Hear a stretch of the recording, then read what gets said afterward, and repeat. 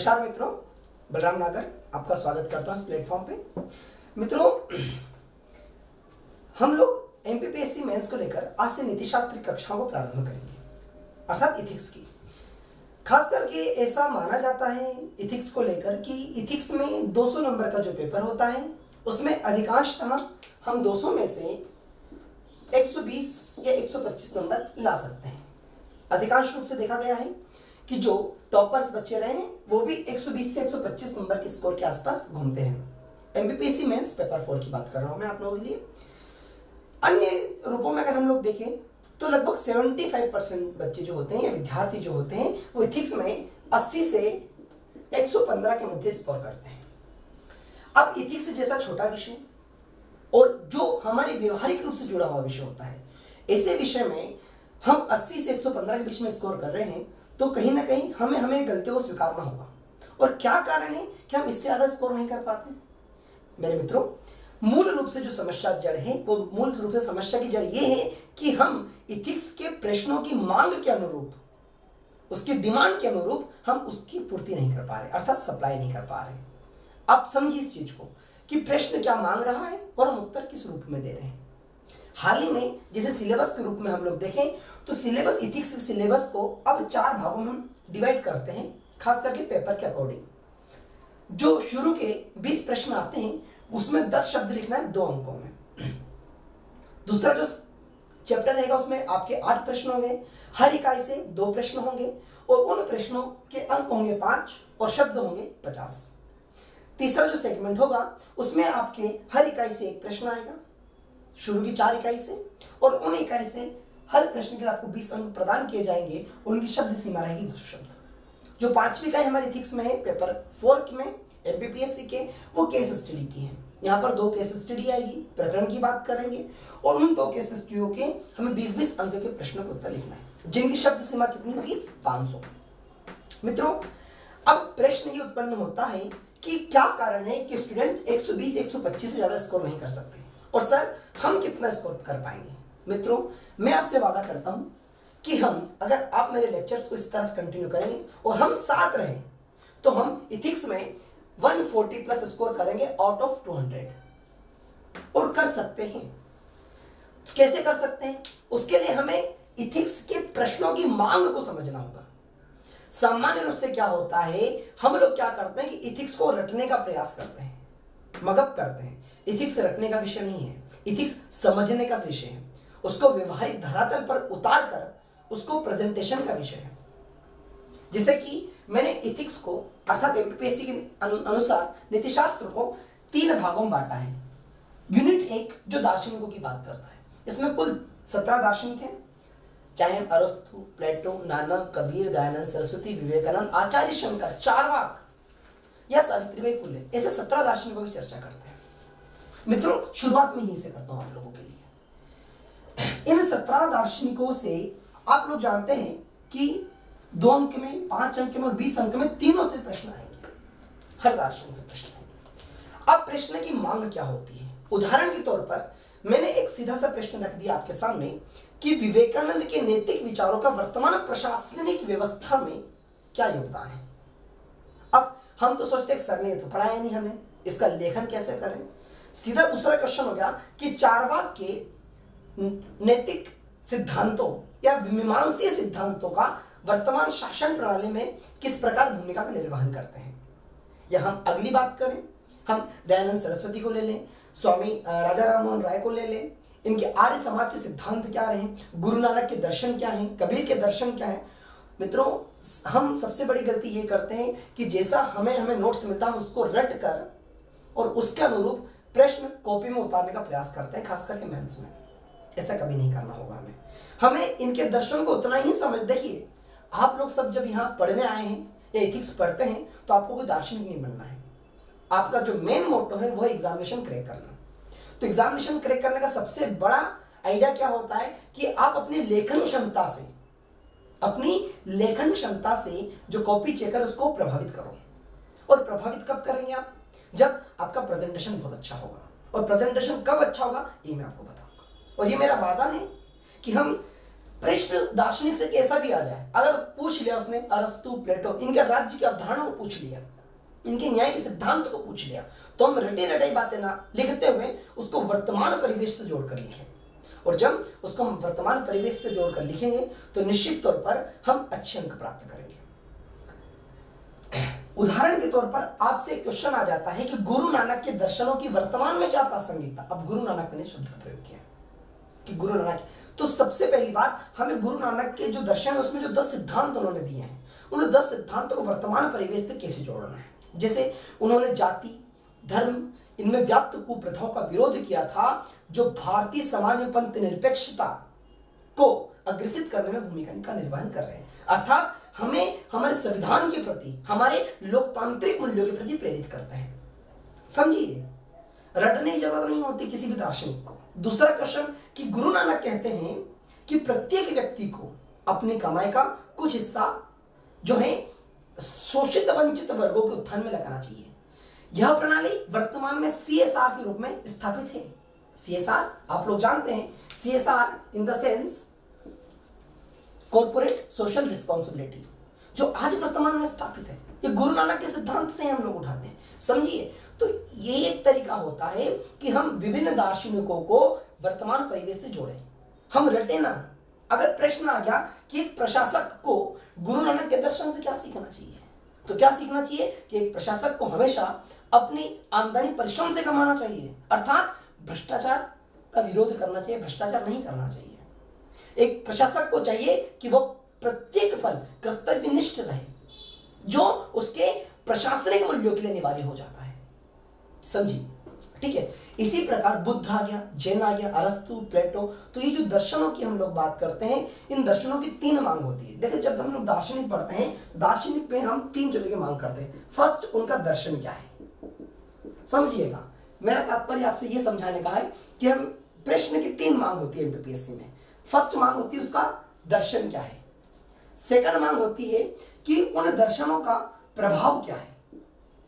स्वाभाविक सी बात है, हम दार्शनिक पढ़ेंगे तो उन दर्शनों का कोई नकारात्मक प्रभाव नहीं होता है, किंतु एक अपवाद हम यह देख सकते हैं। क्या अपवाद देख सकते हैं? जैसे कि आप लोग सभी जानते हैं तुलसीदास जी के दर्शन, तो कुछ ऐसे दार्शनिक हुए हैं, कुछ ऐसे विचारक हुए हैं जो तुलसीदास जी के दर्शन में खास करके महिला संबंधी दर्शन को वे नकारात्मक दृष्टिकोण से देखते हैं।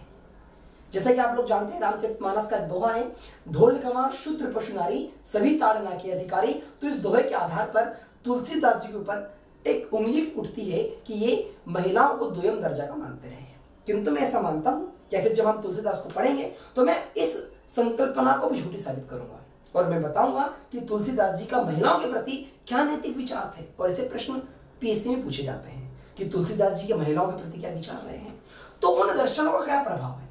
फिर तीसरा प्रश्न यहां से बनता है दार्शनिकों से कि इन दर्शनों की वर्तमान में प्रासंगिकता क्या है। आखिरकार इन दार्शनिकों को वर्तमान में क्यों जोड़ा गया है, समझिएगा।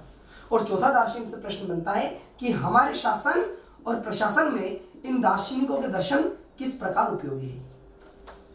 तो ये 4 प्रश्न हमें दार्शनिकों से PSC में देखने को मिलते हैं।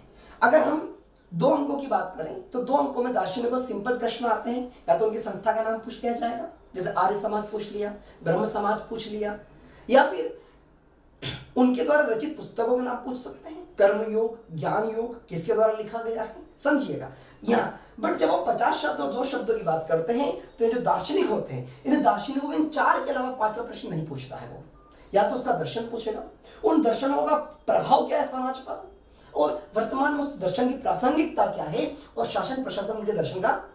तो मेरे मित्रों, हम लोग क्या करते हैं कि हम हर दर्शन को अलग अलग रूप में पढ़ते हैं। मैं आपसे कहता हूं, मैं इसका ब्रह्मास्त्र बताऊंगा कि प्रश्न कैसा भी आ जाए, ये चारों आप आसानी से कर सकते हैं, किसी भी दर्शन का आ जाए। और इन सब के लिए हमें उनकी कुछ यूनिक आईडी हमें पता होना चाहिए कि प्लेटो किस लिए प्रसिद्ध है, अरस्तु किस लिए, सुकरात किस लिए, जैन, बुद्ध, शंकर, चारवाक ये किस लिए प्रसिद्ध है। तो हमें उनकी यूनिक आईडी पता होगी तो हम उनके दर्शन, उसके प्रभाव, वर्तमान प्रासंगिकता और शासन प्रशासन में उनकी क्या उपयोगिता है, इसको भली भांति समझ पाएंगे। जैसे चारवाक दर्शन में एक श्लोक बड़ा फेमस है, यावत जीवेत सुखम जीवेत ऋणम कृत्वा घृतम पिबेत। तो चारवाक क्या भौतिकतावाद पर बल दे रहे थे या भौतिकतावादी संस्कृति को बढ़ावा देने का प्रयास कर रहे थे। ये कई सारे क्वेश्चन हमारे मन में उत्पन्न होते हैं, हालांकि हम उनको धीरे धीरे आगामी कक्षाओं में दूर करेंगे। नेक्स्ट फर्स्ट पार्ट के बाद हम सेकंड पार्ट की ओर चलते हैं। हमारा जो सेकंड पार्ट है, ये सेकंड पार्ट है यूनिट 2 से यूनिट 4 तक। यूनिट 2 से यूनिट 4 तक के इस पार्ट में हम क्या देखेंगे कि मनोवृत्ति अभिवृत्ति क्या होती है, एटीट्यूड क्या होता है, इसका विकास कैसे होता है, इसकी संरचना कैसे है। इसमें एक व्यक्ति का नाम आप पढ़ेंगे इग्ली चाइकिन का, एक मनोवृत्ति और अभिवृत्ति में नाम आएंगे आप लोग पढ़ेंगे इग्ली चाइकिन। इन्होंने एक धारणा दी थी जिसको संभाव्य की अवधारणा कहा गया था, और वो अवधारणा क्या थी, क्यों थी, ठीक है।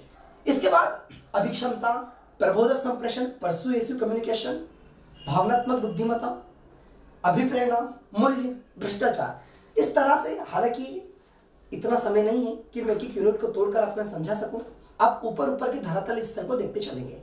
मैं आशा करता हूं कि आप लोग सिलेबस को साथ में लेकर रखेंगे, नहीं है तो कृपया सिलेबस को आप अवश्य एक बार देखें जरूर कि एमपीपीएससी पेपर 4 सिलेबस 4 क्या मांग कर रहा है। और इकाई 5 केस स्टडी पर आधारित है। केस स्टडी कैसे करते हैं, क्या आधार होता है। केस स्टडी के 2 केस स्टडी हमारी एमपीपीएससी मेंस की परीक्षा में आती है। उन 2 केस स्टडी के लिए आपको 40 अंक मिलेंगे, 20-20 अंक की दोनों होंगी। उसका प्रारूप क्या होगा, पैटर्न क्या होगा, प्रश्न केस स्टडी में कैसे आते हैं, उनका सॉल्यूशन कैसे करना, हम उसकी तह तक कैसे पहुंचना, तो ये सब चीजें हम यहां नहीं सीखेंगे मेरे मित्रों, हम ये चीजें सीखेंगे इस और इस यूनिट में। क्योंकि जब तक हमें इसके कॉन्सेप्ट और इसके कॉन्सेप्ट क्लियर नहीं होंगे तब तक मेरे मित्रों हम केस स्टडी को सॉल्व नहीं कर सकते। जैसे कि एग्जांपल के तौर पर कोई केस स्टडी आ जाती है कि आप किसी जिले में अनुविभागीय अधिकारी हैं अर्थात एसडीएम है, और उस जिले में एमपीपीएससी की परीक्षा का आयोजन हो रहा होता है। उस आयोजन के दौरान आप अपने परम मित्र को प्री की एग्जामिनेशन को देखते में बैठा हुआ देखते हैं, और उसी दौरान आप वहां पर इंस्पेक्शन के लिए जाते हैं। क्योंकि अब आपके यहाँ 2 नैतिक मूल्य टकराएंगे। पहला नैतिक मूल्य है कि आप अपनी भावनाओं को ध्यान में रखते हुए अपने जो फ्रेंड है, आपके जो दोस्त हैं, उनकी मदद करें और प्री के कुछ 4-5 क्वेश्चन का उसको उत्तर बता दें। आप इंस्पेक्शन करने गए हैं, आप एसडीएम हैं, आप कर सकते हैं। दूसरी ओर आपका नैतिक कर्तव्य आपको रोकेगा। आपका नैतिक कर्तव्य कहेगा कि नहीं, ऐसा नहीं करना है, अगर ऐसा करोगे तो जो अन्य योग्य व्यक्ति है वो एग्जामिनेशन से बाहर हो जाएंगे। तो ये परिस्थिति कहलाती नैतिक द्वंद्व की, ये नैतिक दुविधा की, इसको हम कहते हैं इथिकल डायलेमा। तो उन परिस्थितियों से कैसे निकलना है ये हम यूनिट 2 से यूनिट 4 के मध्य पढ़ेंगे। और ऐसी परिस्थितियों में किस दार्शनिक ने क्या कथन कहा है या दार्शनिकों ने किस प्रकार अपने कार्यों को संपन्न किया है, वो हमें मिलेगा यूनिट 1 से। आप समझ पा रहे होंगे मेरी बात को कि जो इथिक्स है, ये नीतिशास्त्र है, इस नीतिशास्त्र में हमें हर पहलुओं का बारीकी से अध्ययन करना होगा, क्योंकि नीतिशास्त्र एक व्यवहारिक विषय है। सबसे बड़ी बात, एक प्रश्न उभर कर आता है, यदि आप लोग ने अभी तक सिलेबस देख लिया होगा तो हमारा यूनिट पेपर 4 सिलेबस में कहीं से कहा तक नीतिशास्त्र शब्द का प्रयोग नहीं किया है। आप देखेंगे कि एमपीपीएससी पेपर 4 जो है वो दर्शन शास्त्र, मनोवैज्ञानिक एवं लोक प्रशासन इस शब्द से श्रृंगारित है। वहां कहीं भी नीतिशास्त्र शब्द का प्रयोग नहीं किया है। इन द सेंस वहां पर हम क्या देखेंगे, psychology, public administration and philosophy. Then हम फिर नीतिशास्त्र बारंबार इसका प्रयोग क्यों कर रहे हैं। सर हमको लोक प्रशासन पढ़ाइए, हमें आप दार्शनिक शास्त्र पढ़ाइए, या हमें मनोविज्ञान पढ़ाइए, मनोवैज्ञानिक विषय को लेकर चलें। ये सभी श्रृंखलाएं कहीं ना कहीं एकजुट होकर एक केंद्र बिंदु पर स्थित होती है, और वो केंद्र बिंदु क्या कहलाता है, इथिक्स। वो केंद्र बिंदु कहलाता है नीतिशास्त्र। आगे की हम बात करते हैं। जैसे यूनिट 2 से यूनिट 4 तक को हम थोड़ा सा फोकस करके चलते हैं ताकि आपको समझ में आए कि मेरा तरीका क्या है। मित्रों, प्रश्न अगर आ जाता है सीधा सीधा तौर पर कि रूढ़िवादिता से आप क्या समझते हैं, प्रश्न आ गया। प्रश्न आ गया आपको भावनात्मक बुद्धिमत्ता यानी कि इमोशनल इंटेलिजेंसी किसे कहते हैं। प्रश्न आपके सामने आ गया कि मनोवृत्ति किसे कहते हैं।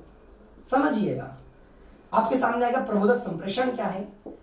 तो हम लोग क्या करते हैं, हमारी सबसे बड़ी कमी रहती है, हम लोग ये करते हैं कि हम इनको अपने अनुसार परिभाषित करते थे कि मनोवृत्ति का तात्पर्य है कि व्यक्ति के अपने मन की आवृत्तियां या अपने मन के विचार जो निरंतर उसमें प्रभावमान होते हैं, प्रभावित होते हैं, उसको मनोवृत्ति कहते हैं। अगर इस प्रकार की परिभाषाएं आप एग्जामिनेशन में देंगे तो आपको 2 में से 1 नंबर भी नहीं मिलेगा, आपको मिलेगा आधा नंबर या पॉइंट्स में नंबर। तो फिर चूंकि हम ना तो कोई दार्शनिक है, ना ही हम कोई विचारक है, तो हम हमारी परिभाषा को कॉपी चेकर क्यों स्वीकार करें? कॉपी चेकर उसी चीज को स्वीकार करेगा जो ऑथेंटिक हो। जैसे हम जीएस के 3 पेपरों की बात करते हैं, जीएस फर्स्ट, जीएस सेकंड और जीएस थर्ड। इन पेपरों में नंबर इंक्रीज कब होते हैं? इन पेपरों में नंबर इंक्रीज तब होते हैं जब हम इसमें फैक्ट डालते हैं ज्यादा से ज्यादा। अगर इतिहास, भूगोल, polity, sociology, economics, science tech या फिर मैथ्स की बात करें, मैथ्स को छोड़ दें, इनकी बात करें तो इनमें हमारे नंबर तभी बढ़ते हैं जब इनमें फैक्ट डालते हैं। बिना फैक्ट के अगर हम सोचें इनमें नंबर बढ़ जाए तो नहीं बढ़ते हैं। तो सर पेपर 4 में तो कोई फैक्ट है ही नहीं। अब जब पेपर 4 में कोई फैक्ट नहीं है तो स्वाभाविक सी बात है नंबर भी कम आएंगे। आई एम श्योर नंबर भी कम, फिर नंबर वही 80 से 115 के बीच में रन करेंगे। तो फिर हम यहाँ फैक्ट कहां से डालेंगे? तो इसमें फैक्ट डाला जाता है हम परिभाषाओं के माध्यम से, कि हम अलग अलग लोगों को पढ़ेंगे, जैसे कि फ्रीमैन के अनुसार, अजजेन के अनुसार, सेकर्ड एवं बेकमैन के अनुसार, डेनियल गोल्डमैन के अनुसार, सेलोबी मेयर के अनुसार। समझ रहे हो उस चीज को आप? तो जब हम किसी व्यक्ति पर्टिकुलर दार्शनिक की या विचारक की परिभाषा को मेंशन करके आंसर फॉर्मेट करेंगे तो डैम श्योर आप बहुत अच्छा नंबर इंक्रीमेंट करेंगे। अभी तक हम अंतरात्मा पढ़ते हुए आ रहे हैं। अंतरात्मा क्या है? तो हम बटलर की परिभाषा लेते हैं, समझिएगा आप लोग। हम रूढ़िवादिता के लेंगे, सेकर्ड और बेकमैन की परिभाषा लेंगे। तो जब हम पर्टिकुलर किसी व्यक्ति को उठाकर उसकी परिभाषा डालते हैं तो इसको हम बोलते हैं इथिक्स का फैक्ट, और ये इथिक्स का फैक्ट आपके नंबर इंक्रीमेंट करवाता है। और न केवल यूनिट 2 से 4 तक, वरन केस स्टडी में भी आपको उसका यूज करना है। और मैं तो यहां तक कहूंगा आप लोगों को मेरे मित्रों कि जब निबंध का पेपर होता है तो निबंध के पेपर में भी आपको इथिक्स विषय जो होता है नंबर बढ़ाने में सहयोगी भूमिका निभाता है। मैं एक दिन निबंध की क्लास आपके साथ लूंगा और उस दौरान बताऊंगा मैं कि हम निबंध में कैसे स्कोर करें। आज अधिकांश ऐसे विद्यार्थी हैं जो जानते हैं निबंध क्या होता है, लिखते कैसे हैं, पर फिर भी उनको नंबर नहीं मिल पाते हैं। क्यों? वो हम निबंध की कक्षा में डिस्कस करेंगे। फिलहाल हम इथिक्स की बात कर रहे हैं। तो उसी प्रकार जैसे क्वेश्चन के भावनात्मक बुद्धिमत्ता का शासन प्रशासन में कैसे योगदान है, प्रश्न आ गया। आप समझिएगा इस चीज को कि भावनात्मक बुद्धिमत्ता का शासन प्रशासन में कैसे योगदान है, समझाइए। अब हमको क्या करना है, या लेखन तरीका ऐसा होता है कि क्वेश्चन जिसे पूछा गया है कि 2 रूपों में प्रश्न पूछ लिया, या तो प्रश्न 5 अंक के लिए हो सकता है या प्रश्न 20 अंक के लिए। वो एक सेम प्रश्न है कि भावनात्मक बुद्धिमत्ता का शासन प्रशासन में क्या योगदान है, या शासन प्रशासन के विकास में कैसे भूमिका का निर्वहन करता है। तो यहाँ हमारा जो डायलेमा होता है आंसर राइटिंग को कैसे होता है, सबसे पहले हम देते हैं यहाँ पर इंट्रो, और इंट्रो में क्या करना है, हमें परिभाषा देना है। और परिभाषा जब हम देते हैं इंट्रो की तो किसकी देंगे, जो हमारे पास लिखी होगी या जो मैं पढ़ा होगा। जैसे सेलोबी मेयर की परिभाषा देंगे कि सेलोबी मेयर के अनुसार भावनात्मक बुद्धिमत्ता से तात्पर्य डैश डैश डैश डैश, पूरा लिख दिया, ये आपका इंट्रो गया।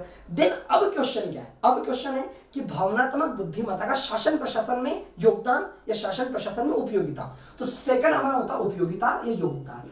अब इसको हम कम से कम अगर 5 अंक में आया है, सुनिएगा, अगर प्रश्न 5 अंक का है तो आपको 5 पॉइंट नहीं देना है, आपको 5 पॉइंट के अंदर 10 पॉइंट देना है। कैसे? जैसे आपने लिख दिया उपयोगिता, तो फर्स्ट पॉइंट में लिख दिया कि सत्यनिष्ठा की स्थापना, निष्पक्षता की स्थापना और साथ ही लोकतांत्रिक मूल्यों की स्थापना में सहयोगी। तो अपने 1 पॉइंट में 3 पॉइंट दिए, फिर दूसरा पॉइंट लिखा, फिर तीसरा पॉइंट, चौथा पॉइंट और 5वां पॉइंट।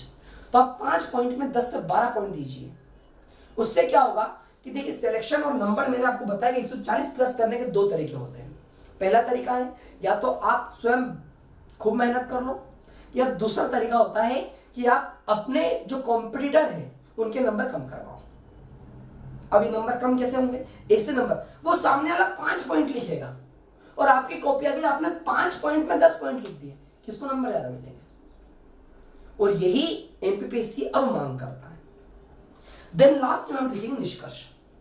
और यदि ये क्वेश्चन 20 अंक में आ जाता है तो फॉर्मेट क्या होगा, तो भी सेम फॉर्मेट होगा। बट क्या करना है हमें, वही परिभाषा सेनोबी मेयर।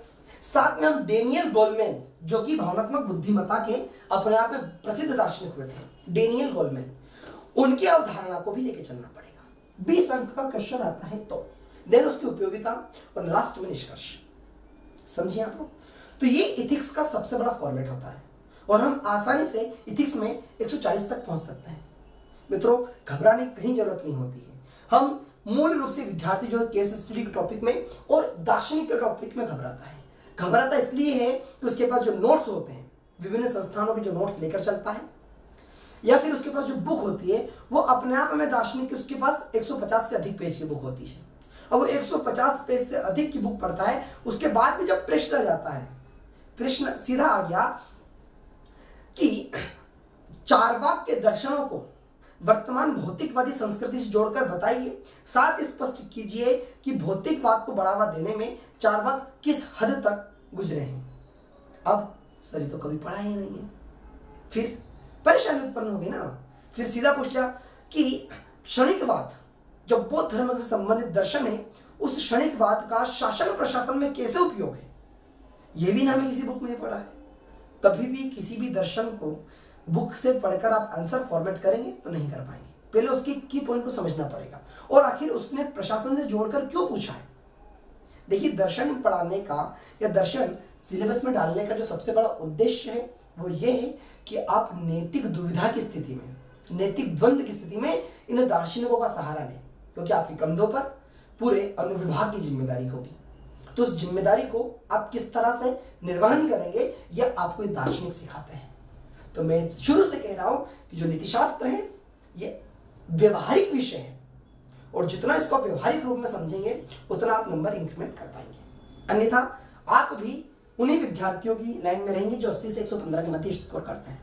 मेरे मित्रों, मैं आगामी कक्षाओं में आपको समस्त दर्शनों को शॉर्ट फॉर्म में बताऊंगा और भविष्य में उनका PDF भी उपलब्ध करवाऊंगा, ताकि आपको समझ में आ जाए कि हम दर्शन को किस आधार पर पढ़ें। साथ ही यूनिट 2 से यूनिट 4 तक जितने भी टॉपिक हमारे साथ जुड़ रहे हैं उन टॉपिकों को हम समूल अध्ययन करेंगे, उसके केंद्र को समझेंगे, उसकी मांग को समझेंगे और उसके आधार पर हम समझेंगे कि PSC में प्रश्न कैसा भी आ जाए, PSC कितना भी घुमा के प्रश्न कर ले, हम उसका उत्तर आसानी से लिख सकें। और जो बंदा इतने आसानी से उत्तर को फॉर्मेट कर सकेगा वो हमेशा टॉप करेगा। और यही दोनों चीजें हमें केस स्टडी का सॉल्यूशन करना सिखाएंगे। ठीक है, okay, thank you so much.